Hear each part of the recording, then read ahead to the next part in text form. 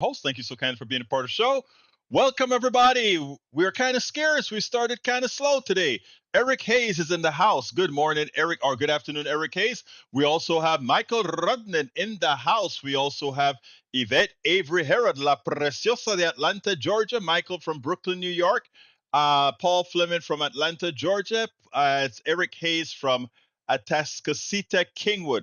How are my peeps doing today? I trust everybody is doing just fine. Today we are going to talk about some very special issues. Let's see what is somebody started writing. Eric says Colombia support pulled via Kraft Super Bowl billionaire. Crafting rich message. What if more affluent people do the same? They have a $13 billion fund. That is Colombia does. Okay, BP is here. Bruce Pollard is in the house. How are you doing, my brother Bruce? I trust that all is well with you.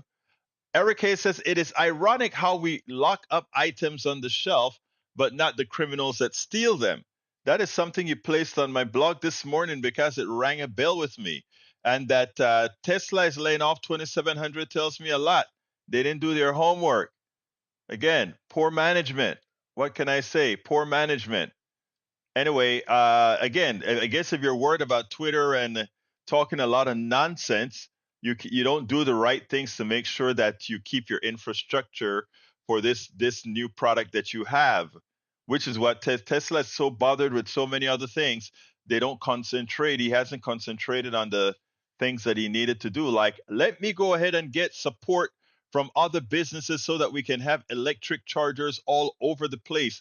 Instead of trying to think about Twitter and Twitter and Twitter, invest those billions of dollars in stations, electrical stations to keep your cars powered. But no, again, like I said, there's nothing smart about Elon Musk. I know a lot of people like to say, oh, Elon Musk is so smart. Elon Musk isn't all that smart. Elon Musk had a silver spoon in his mouth. And not only did he have a silver spoon in his mouth, he also had support from the government. Not only did he have that, but he had support for the engineers and he had support from what we developed at NASA. Because remember, all that technology that's being used at Tesla is not like, oh, they came up with such great innovations. Yes, they did some, but let's be clear now. Let's be clear now. It has less to do with Elon Musk's intellectual acuity than the engineers that worked on these companies that he bought, purchased, or undercut. So let's be clear on that. Anybody wants to discuss that, we can at any time. But anyhow, let's continue the show. I'm going to start the show with the interview that I did today with Thompson, Mark Thompson, who spent some time on campus at the Columbia University. He has a very important take that I think we need to jump into. And as we do that, I trust that more people will come in right now. Let's see. Oh, Twitter has quite a few on it.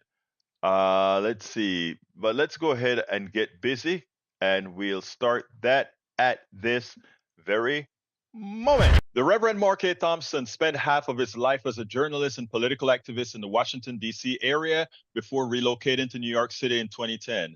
He's a civil rights leader, political organizer, and an analyst, a radio and TV commentator, and the host of Make It Plain with Reverend Mark Thompson. He recently spent some time with the protesters at Columbia University. Good morning, Mark. How are you doing today? Good morning, man. I'm fine. How are you? Glad to be on board with you again. Absolutely. Great to see you. I saw you yesterday. I think you were on the campus of Columbia University. Tell me, what was the environment like when you got there? Well, first of all, I went there Sunday, and the environment betrays the current media narrative and the narrative of some who, frankly, are just against the protest movement. It was very peaceful. First of all, the campus is pretty much locked down. You can't get on there. I was able to get on there as clergy because, as some may not be aware, Columbia has other affiliated schools. Barnard College for Women. Actually wanted my daughter to go to Barnard. She went to Morgan State, which is fine. Morgan State is great, and she's okay. And then Union Theological Seminary is also affiliated. So the students at Union wanted to have a Sunday worship service there. And I went there to participate in that. And it was a beautiful service. It was peaceful. It was calm. And frankly, my brother, um, yeah, I started to feel my age. There were people up there younger than my kids. Yeah. And I'm like, these are babies. They're not hurting anybody. These are literally children. Hmm. And of course, it reminded me of my student protest history going back to when I was 18. We got Georgetown to divest from South Africa. But it was just a beautiful and peaceful experience. Yeah, we did the same thing at the University of Texas in the 80s. We were trying to get the university to divest from South Africa. Now, I am glad that you started that way and that the narrative that's placed on TV is not really the same. They make it seem like the campuses are a war zone and that one of our Jewish brothers and sisters just can't walk across campus. Is that really the case, or is that more of a propaganda thing to try to gain back the narrative of what we're seeing occurring in what Netanyahu is doing in Gaza? Well, what I saw at that moment was completely calm. But I am aware there are some isolated instances of anti-Semitic harassment. Anti-Semitism exists against It's Jewish people. real. Yeah. It's real. But to generalize and say these students and this student movement is doing that is not accurate at all. That's not an actual reflection of what's really going on. And I have a colleague whose daughter was a student, a freshman at Barnard, and she ended up having to leave campus because of some of the nasty notes that were left under her door. So you're going to have we've always had provocateurs in the movement, but the general spirit of the students I saw Sunday, those who are at the encampment on campus at Columbia, was very peaceful and very nonviolent. Now it's interesting because I Ursa what's her name? I saw her on the news with you, Ursa Hersey, who is Ilman Omar's daughter. I think she was released. She got suspended from the school you were talking about, Bernard, right? Yeah, she got suspended. Now, we actually weren't on together. She was on with Mariam Alwan. I was on with Mariam, who's Okay. one of the leaders. Yeah, Irsa was on with Mariam, and then Mariam and I were on together. Yes, and they Okay, I both. see. They Yeah, cut right. into it. Yeah, right. Yeah, yeah. No, right. No, they showed a clip. You're right. You're accurate. There was a clip with Mariam. I mean, with Ursa on there. Now, both of them have been suspended. Right. And Is here's that justified? No. As a matter of fact, they were arrested. Check this out. It's a little confusing, so folks. I'm gonna try to explain it. Follow along with me. Just show you how ridiculous this is. They were arrested. Mariam and those at the encampment were arrested for trespassing. And because they were arrested for trespassing, they were suspended. Well, you can't trespass Yes. unless you're not supposed to be there, and you aren't trespassing unless you're already suspended. So they kind of got it backwards. Right. Should have suspended them, then arrested them for trespassing. I mean, if you want to follow the logic, there's no Right. to it. But yeah, they. So if I were an attorney, I'd be all over that. Wait a minute, how are you gonna have him arrested for trespassing? Alberto, what president of any university in the history of universities and student protests? Let me just ask your audience this question too. Has ever survived calling the police on their own students?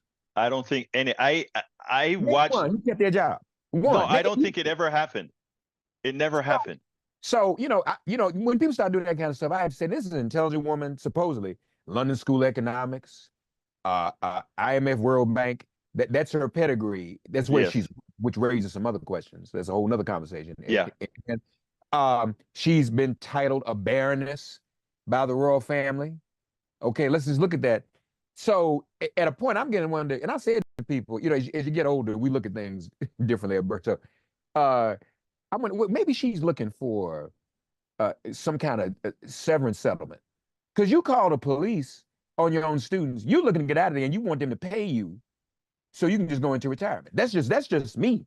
Yeah. Let me just let the audience know we're talking about Minouche Shafik, the current president of Columbia University, who called the cops on her own students for a protest that really was never violent.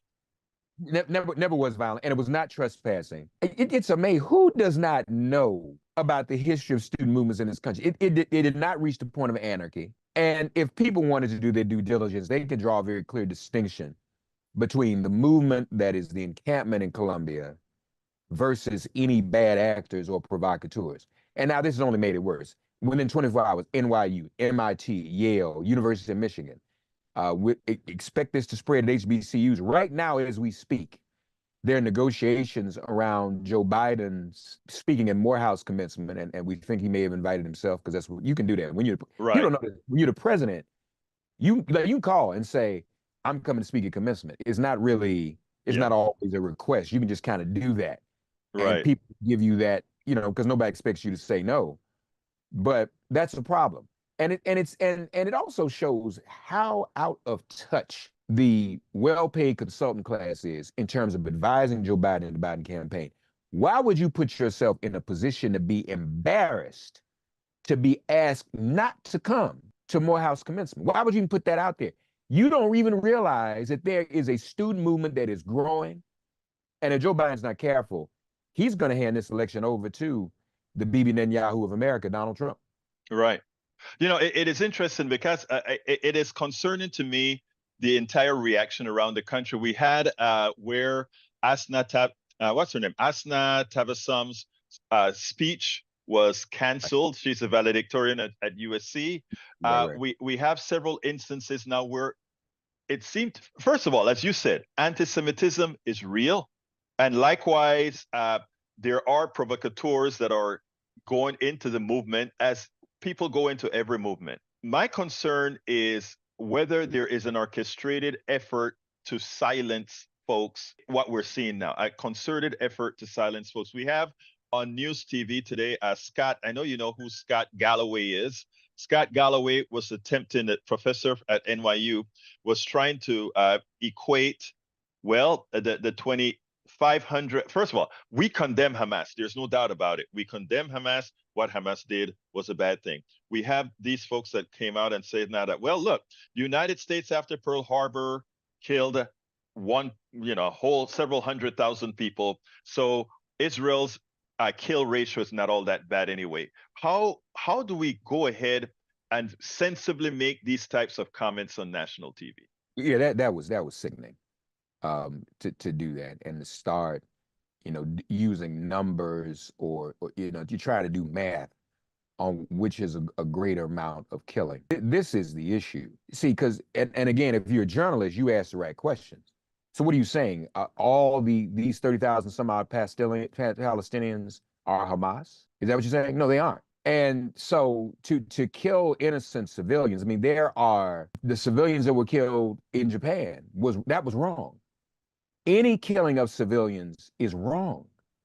So to justify past killings of civilians, to justify current killing of Palestinian civilians because civilians were killed in the past, that's just absolutely wrong.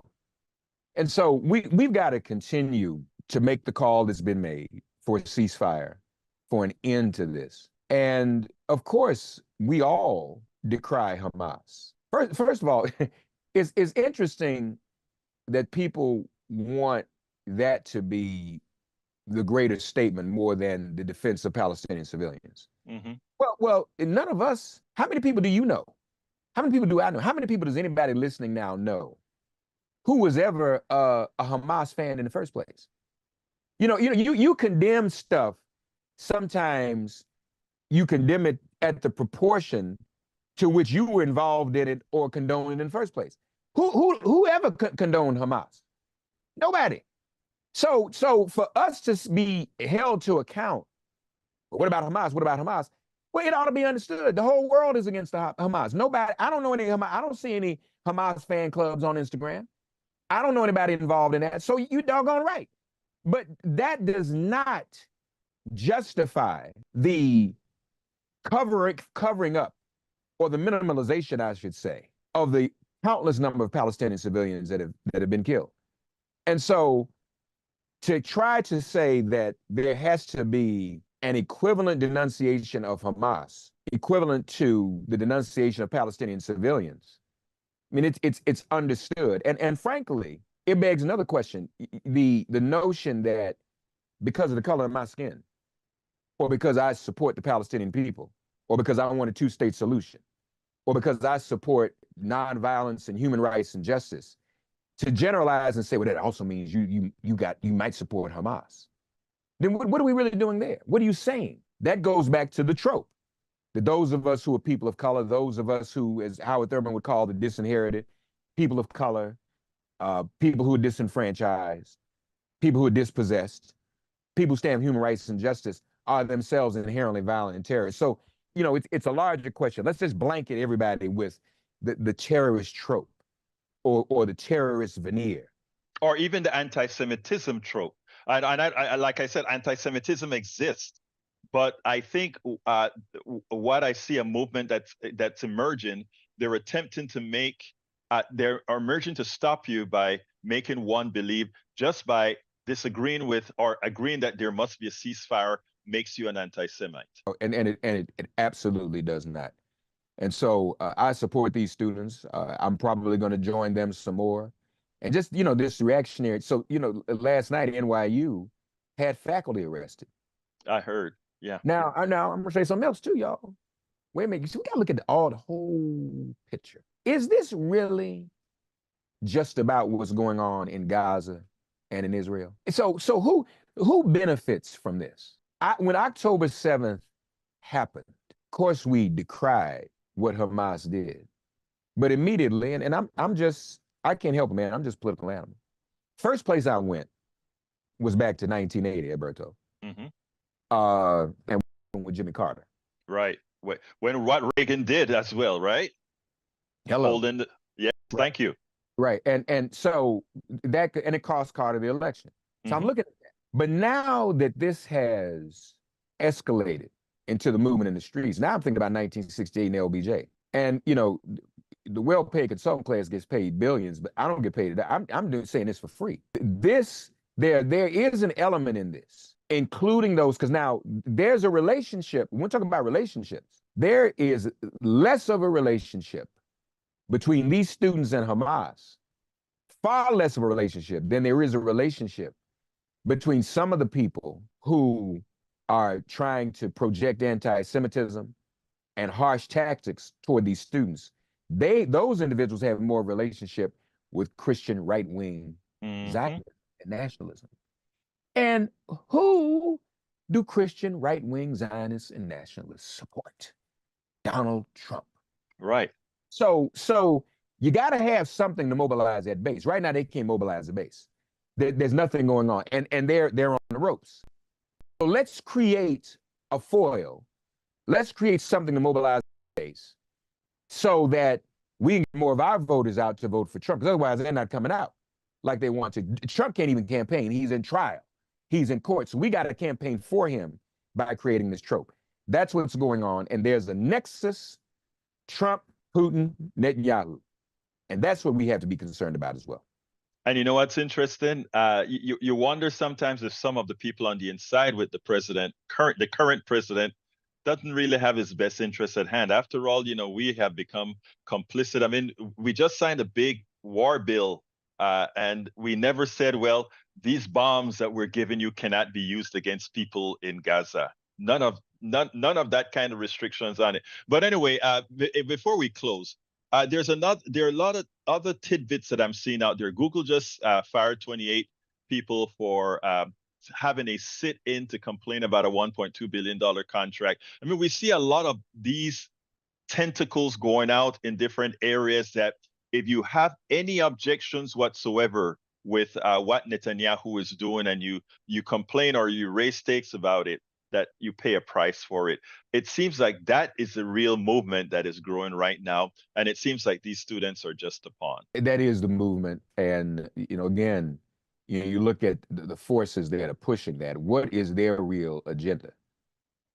This is a righteous movement. This is a lot like the Vietnam War. And that couldn't be stopped. And those who tried to stop it, LBJ, Nixon, others, paid a heavy political price. And so I don't quite get it. And it's look, we can't have Trump, but if this continues, if the reactionary and the counter-revolutionary forces continue to attack students and young people and people's rights to speak out against human rights. And if Gaza and the people of Palestine continue to get bombed mercilessly as civilians, I don't know how people vote. What are they going to do? What are people going to vote for? And we know Vietnam cost LBJ, and we got something worse than Nixon. Mm-hmm. This is history repeating itself, and it's tragic because it's almost as if the Biden administration, or the White House, or the DNC, or the party, the campaign is okay with that, and it's very, very scary. If Trump gets back in, it's going to be worse for the Palestinians. It's going to be worse for the world. Marriage equality will be gone. The revocation of Roe will be codified into law, a national abortion ban. These are things that we have to be. DEI is practically gone already. Affirmative action, no more. We'll be living under the same autocracy that other countries, including Israel, are living under now. Can't have that. So this has got to be fixed. The anarchists are not the students. The anarchists are those who are prosecuting this war against innocent civilians and punishing those who are speaking out against it. Those are the anarchists. We should be careful as well. You know, when you have a Jamie Dimon out there saying, "Hey, Trump may not be so bad after all," you know we have a problem. Yeah. We have a problem. Anyway, any closers for me, Mark? No. Just on a side note, I'm thinking about going to the trial and maybe watching some of that and listening to it. I'll let you know. I'm see if I I want you to send me when you get out there, you gotta be in touch with me and send me some of that info, man. The only thing to get us off of this other thing, can you imagine, Egberto, if they had cameras in this courtroom? It would be bigger than OJ. I mean, Yes. people would be calling in to work, like, especially people everybody watching this. I mean, this is salacious. Dude, you paid to hush the story about a porn star. Two. I mean, you running for president. Who can do that? And he's in there falling asleep, and allegedly they say he's falling asleep and farting out loud. Yes. I mean, dude, this is wild. This is absolutely wild. I mean, I don't even. We've never seen anything like this, man. Well, look, Mark, thank you very much for your time, folks. This is the Reverend Mark A. Thompson, the host of. I always get the name of your thing wrong. Make It Plain with Reverend Mark Thompson. Yeah, podcast. You always get it right. I've never heard you say it wrong. You good, man. Well, I have to think about it. But anyway, thank you so kindly for having been on Politics Done Right, my friend. Peace. Thank you, my brother. Love you, man. Love you too, man. We spend a lot of time deconstructing the news, trying to parse it into a form that everybody can understand. We try to find those little nitpicks where it flies above the fray, etc. If you really like these videos that we do, I want to ask a big favor. Please go ahead, number one, subscribe to our channel, and number two, please join if you can. Thank you so kindly for watching. Keep watching. Please remember to share. We must populate the entire internet with our progressive message, a message that we know is what most Americans say that they want. So help us, please join. Absolutely, you want to join. Absolutely you want to. Anyway, folks, wow. A lot of stuff has happened since I started playing this, so I guess I better start. Welcome aboard, May Wood from Long Beach, California. Welcome aboard as well. Hey, Melissa Bowie is in the house from Houston, Texas. How you doing, Melissa? Great to see you here. And we also have Melanie Keelan from Barcelona, Spain in the house with us. How you doing, Melanie Keelan? Michael Rodden, I think I saluted you already. I'm scrolling down to find people before I then scroll back up and check your messages out. Who am I missing? If I missed you, forgive me. I think I got Paul Fleming from Atlanta, Georgia. Melanie says, great interview. Thank you, Melanie. Let's continue that. Okay, let me go ahead and get back to the top. Not to the top, to where I stopped reading the message the last time. Colombia is a blast from the Vietnam War. Maybe the sleeper has awakened. Yep. And I think we need to. The killing must stop.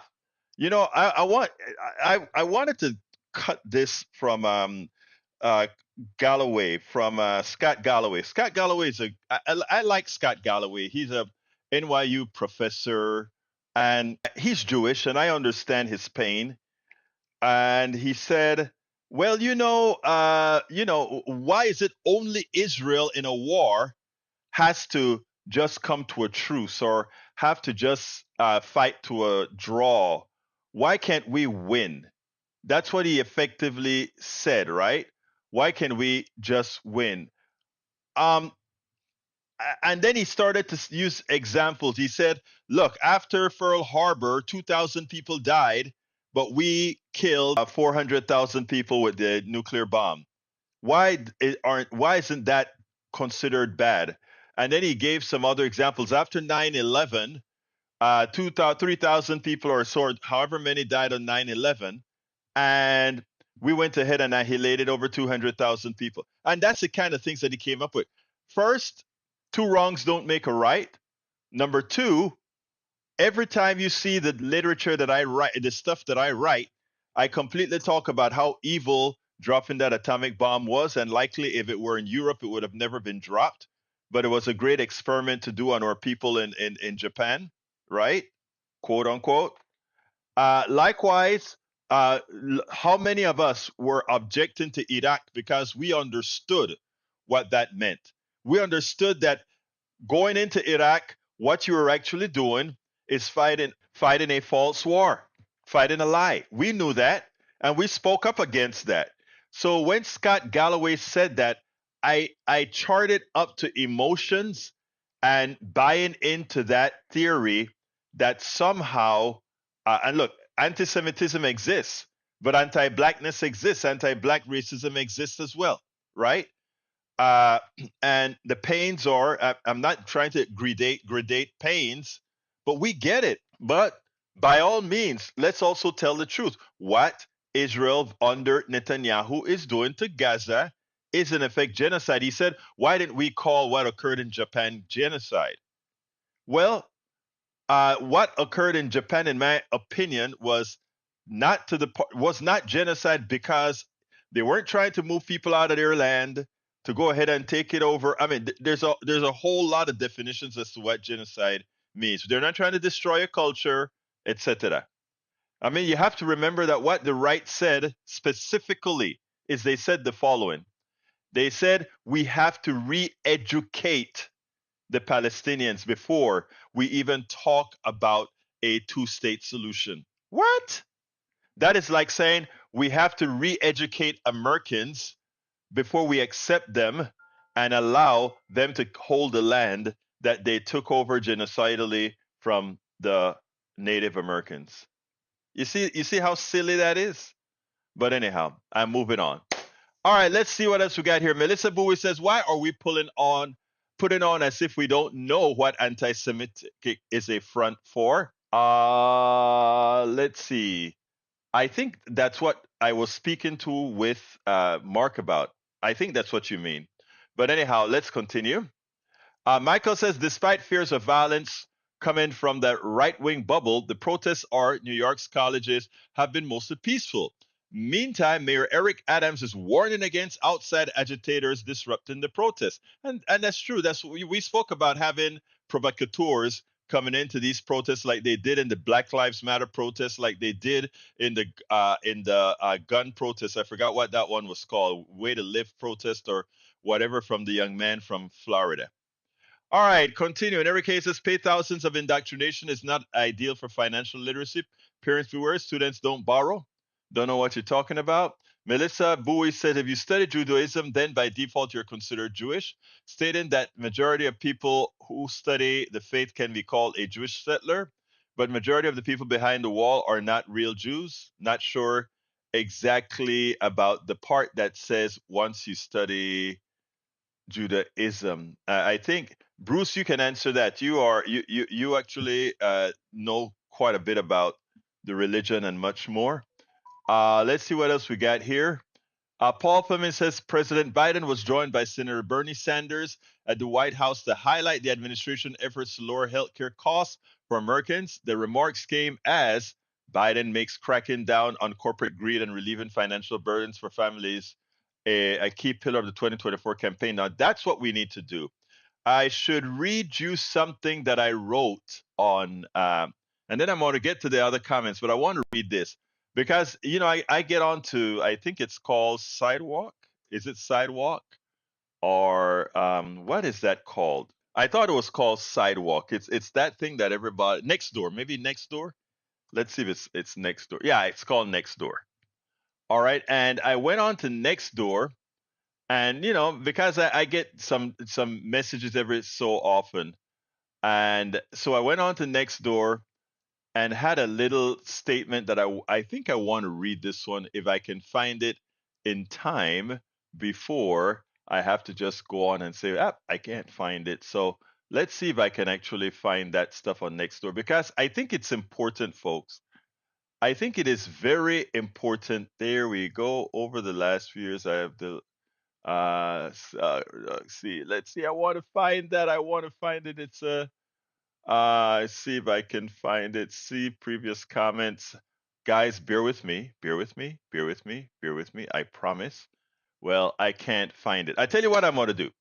I'm going to put this on hold. I'm going to let you listen to Liz Cheney, and then I will be right back, because Liz Cheney said something present that we need to hear. Let's do that, and then I'll be back. Liz Cheney is on point. Remember, a few weeks ago, she said the Supreme Court, she would advise the Supreme Court to not delay. Of course, the Supreme Court delayed its action to determine if Donald Trump was immune.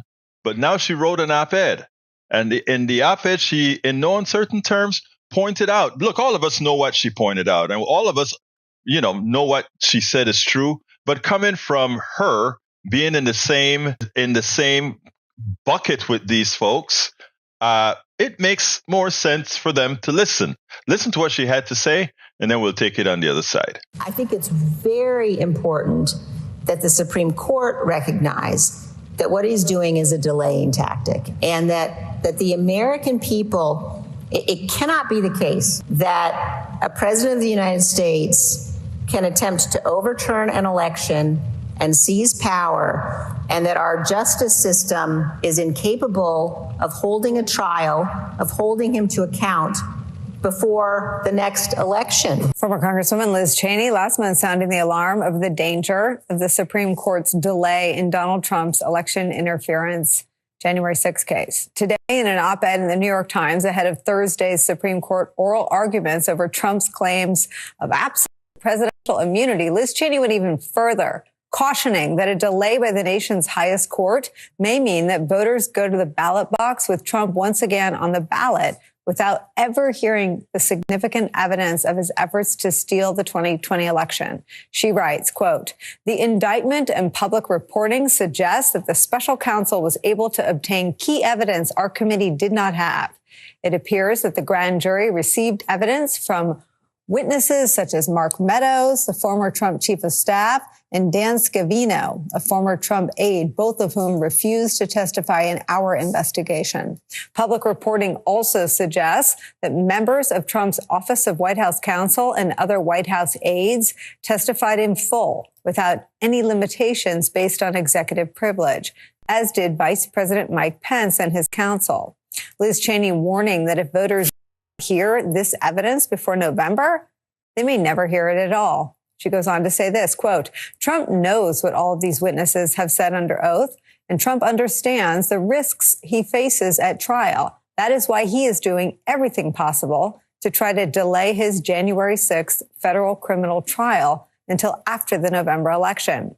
If the trial is delayed past this fall and Trump wins re-election, he will surely fire the special counsel, order his Justice Department to drop all January 6 cases, and try to prevent key grand jury testimony from ever seeing the light of day." I like that now Liz is saying the quiet part out loud, but Charlie, that is the plan. Yeah, that is the plan. Look, I think it is unconscionable that the Supreme Court has allowed these dilatory tactics to go on for so long. They could have ruled on this months and months ago. In a rational, reasonable world, the court will rule 9-0 very, very quickly. That of course the president of the United States does not have absolute immunity, is not immune from prosecution.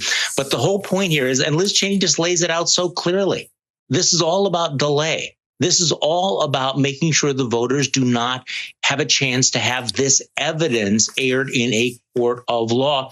And I really appreciate the clarity of her message and the fact that she is continuing to press this and put pressure on the court to the extent that anybody can put pressure on the court to say, we understand what the game is. It's not just whether or not how you rule on immunity, it's how quickly you rule on immunity. Liz Cheney nails it. Like I said, she is in the same sect with these folks, with a lot of folks in the Supreme Court, etc. Maybe it'll have enough gravitas that the Supreme Court will give it a second thought. After all, they live on until they decide to quit the bench, but MAGA likely won't live on. MAGA is likely gonna die out. And when MAGA dies out, those Republicans that held the ground on what they truly believe, as opposed to the MAGA nonsense, they are going to react. And when they react, it may not be what some of those Supreme Court judges think would be the reaction. But anyhow, as it turns out, Liz Cheney, kudos, as well as the two hosts who had some poignant things to say. Absolutely so, absolutely so. And thank you. As usual, the posse always come through. Michael Roddy's March of Our Lives. That's what I saw. There had some provocateurs in March of Our Lives. You constantly have these provocateurs trying to make these good movements look as if they're violent, etc. But we know the truth, and we'll keep doing what we got to do the truth. And by the way, in the house with us right now, Shakula, hairstylist. Shakula, help me out again. I forgot where you're located. Shakula Hairstylist is in the house. I'm here too, just listening. My skin burns. I hope you're feeling better. I know you've been going through that for several weeks now, Shakula. I hope you are getting better. That's all I can tell you. Let's see. Michael has a long comment here about what young people are actually looking for. And let's see what else we got here. Donald, let's see. Michael said, that's not it. That's not it. Anyway, what young people top political issue: forestalling global warming and promoting long-lasting peace in Israel and Palestine. If Democrats continue messing with what the young people say they want, that might be at their peril. Not might be, that will be at their peril. Nobody wants to be stuck between two bad choices: Democrats who aren't doing enough to prevent Netanyahu's ongoing genocide, or Republicans who don't give a damn about brown people over there. The results of which would be a tenfold increase in the body count. When Trump said Israel would get the war over fast, the worry goes straight to indiscriminate total war, which is exactly what his intent would be. We also have para ver. I saw another one that I wanted to read from Melissa Bowie, because I think Melissa is saying that I am Jewish. Fleming, I study Judaism. I am a descendant of the disciples. I can't hate myself. This has nothing to do with Jewish people. We love everyone. We just want Zionists to stop killing Palestinians. Melissa is a Jewish woman. So nice to know that, Melissa. And it's, I mean, to some extent, we all share commonalities. Let's see what else we have here. All right. Here's what I wanted to tell you today. And this is what let me put this on the screen, and there's a reason I want it. There's this forum. It's not a political forum. It's called Nextdoor. All right, and Nextdoor, I post on Nextdoor every. Do I have it in there? I need to.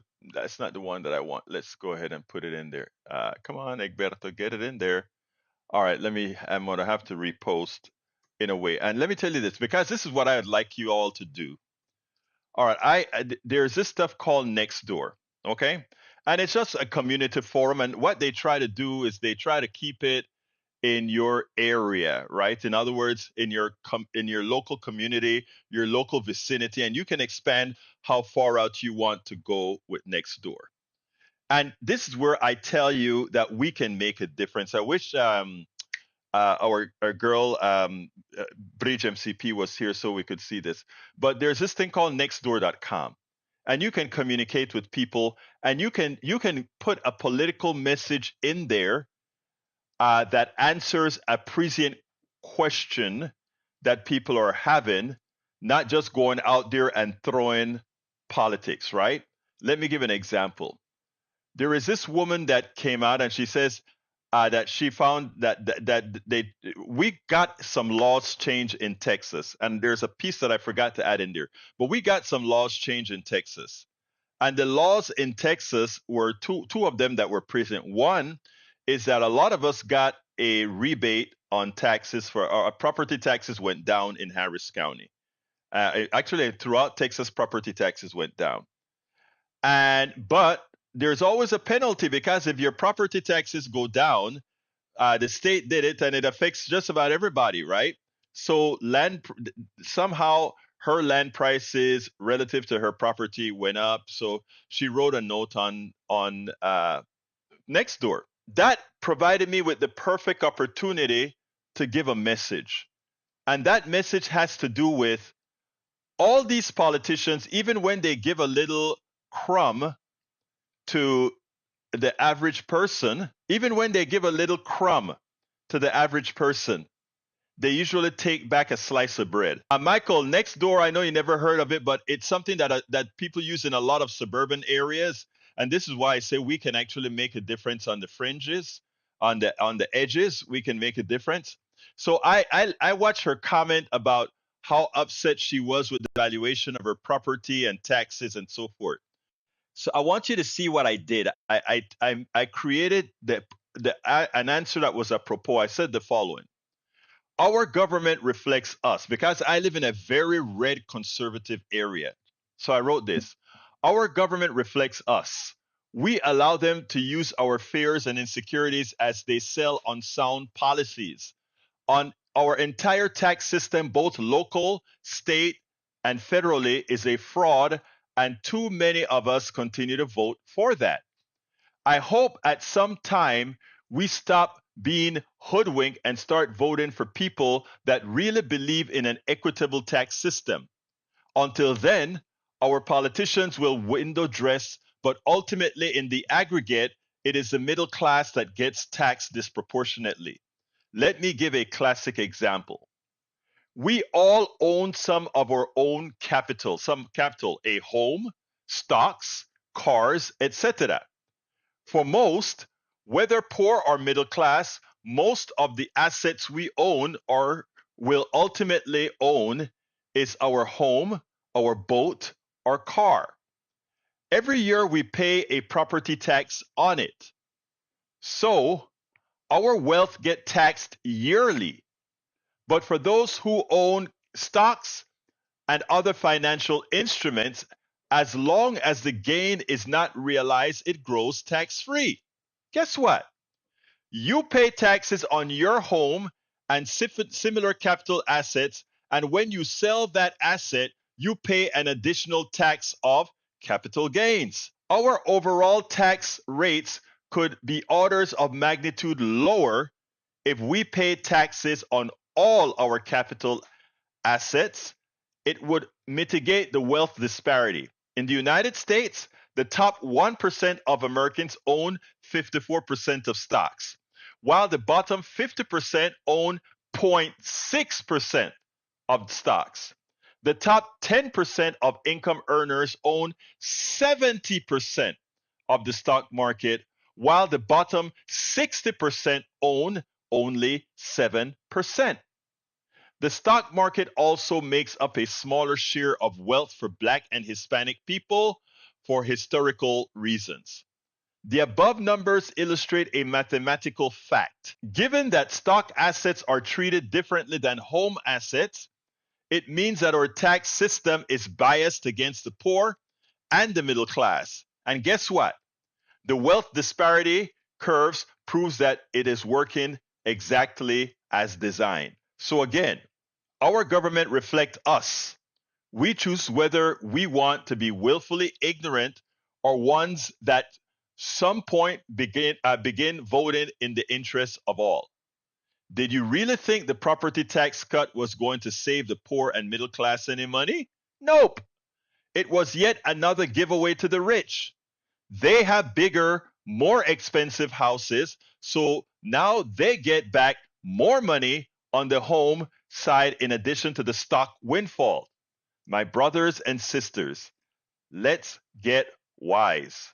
And then I told them to come visit my stuff, because a lot of people don't get that. You know, they complain, and they want to blame Biden, and they want to blame this, and they want to blame that, not realizing. There's a piece that I forgot to put in there that I will. And in Texas, we also passed a constitutional amendment. Check this out. Texas understands that people are starting to get smarter. So that argument that I just made, if we are going to charge property taxes on your house, which is your form of capital, your stocks, we should also charge a tax on stocks. Think about it. Your home is capital. Stocks are capital. People can say, well, we don't know how much a stock is worth, and it goes up in price up and down. Well, big deal. What is the stock worth on April 15th? That's the tax you pay.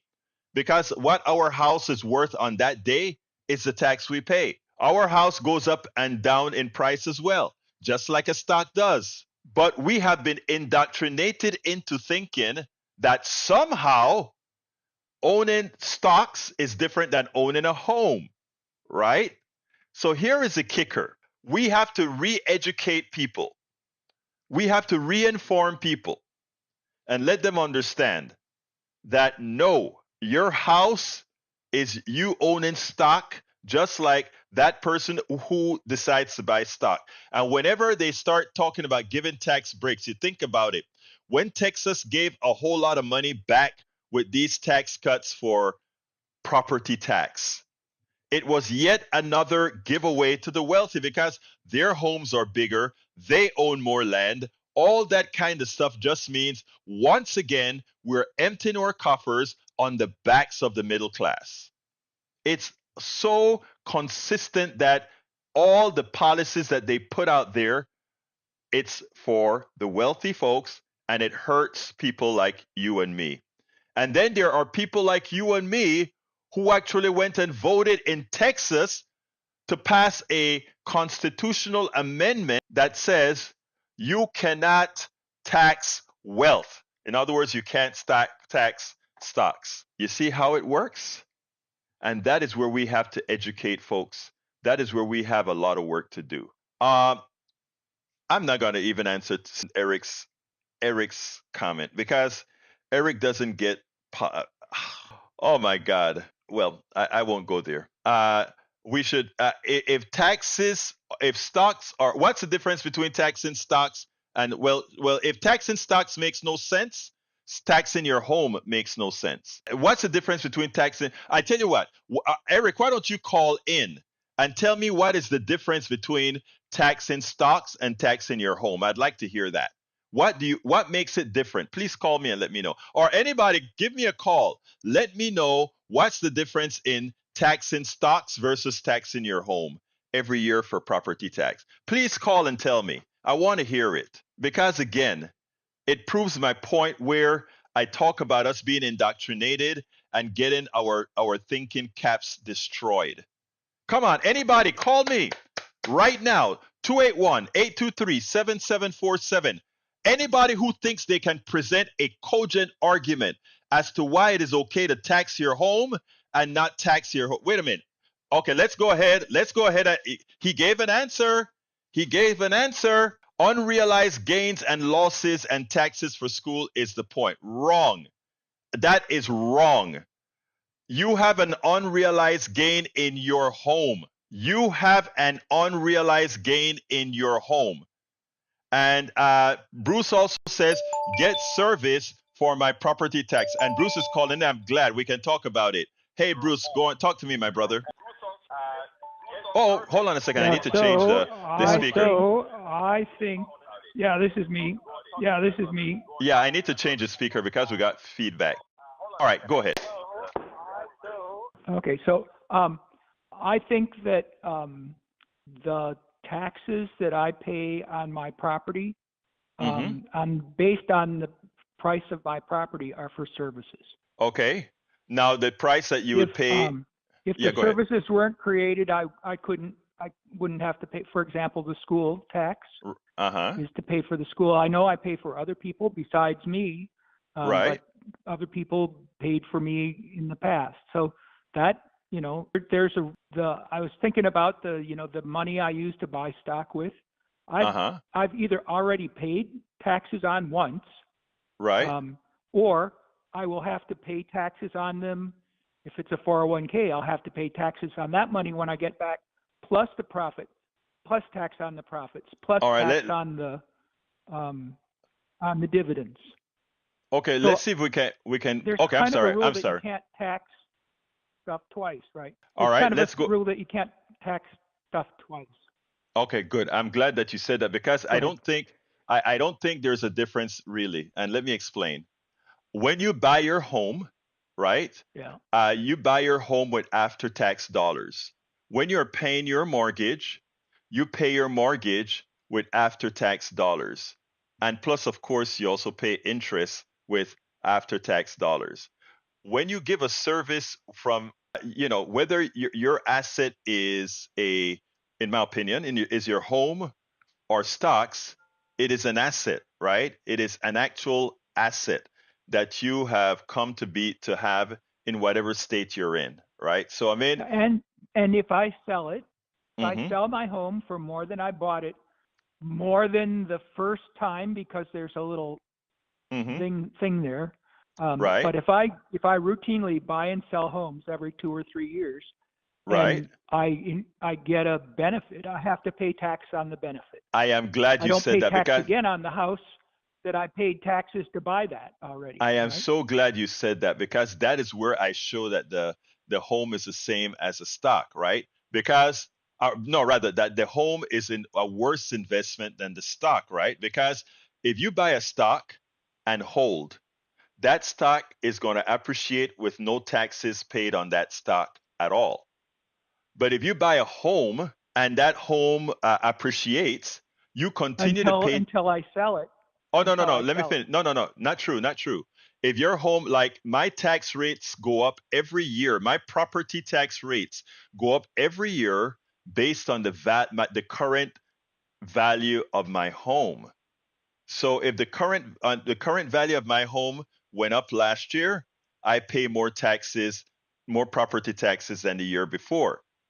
And then if I sell my home, I make a profit from my basal salary, not even counting all the taxes that I paid before. If we don't even have a cumulative added on the taxes and said you only have an appreciation if it's the value of the home plus all the taxes paid on the home. If there's a net, then you pay. You don't even get that.